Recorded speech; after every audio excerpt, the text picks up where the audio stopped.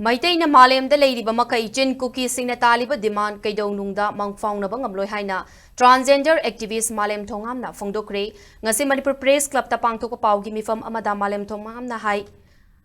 Hayeng Megi Tang Ohum Cookie CSO Amadi Student Organization Singna total shutdown lautokpa Amadi Separation Day Haina Palan Thoram Pangthok na Honariba Asina Takpadi Makoi asi Manipur bu Macheta na Thugaiba Pamba Kangbuni Haiba Taklabani Haiki Mahak na Hai Chathariba Irang asi Loishinduna Lamdam Masida Ing Tapa Hanjinanaba Maikeida Changsinba Horakrabanina Nakal Anina Kongfam Hanaduna Apunba Manipurgi Firep Jet na Letmina si Haiki Center the Paliba BJP Lengak na Achan Mira Nine Tabak Tauri Haiba Handak India Manung the Tokiba Todok Watok Amadi Manipur the Chahi any Farak Laba Irang Asida Oidiba Fibam Asina Mayek Seng Natakle Hainasu Mahagna Makatana Fongdoki Loina Maitaibu Muthanaba Honariba Manipur Bu Machetana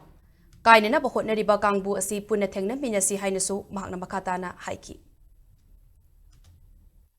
Manipur amadi Kashmir ki Pahalgam da laiba issue sigi matang da BJP government na handak yengbiriba mideng ase akhoi Manipur da laijariba praja amo ina ahak isana hakthengna na yaningdaba ga loina na hariba hiram siga mari laina na ahak na me tha manung asida Delhi da chatlaba matamda India gi Prime Minister Home Minister aduga Delhi da laiba Bharatiya Janata Party gi high command gi miyoi sing maru oina president unaraga party asigi president unaraga state asida Makhatana tangdu laitaba purakna bohanabada makoina kari karamba thodang sing lauribage amadi kari karamba thodang sing laurakadage haibagi matangda ahak japchana wari sananaba plan leijai makoiga unanaba honaba matamda unabagi appointment piraktaba taragasu ahaki oiba pukningi oiba warol singdi makoida pisangani adubo ahakna moida tawjariba request adugi japchaba bauko matang matam chana pibiraktaba taragadi India da lairiba BJP ga chatminariba political party sing adu khaidokraga lemhauriba political party sing adugi mateng laujare harakada mapung phana state asida anti BJP campaign changsinabagi damakta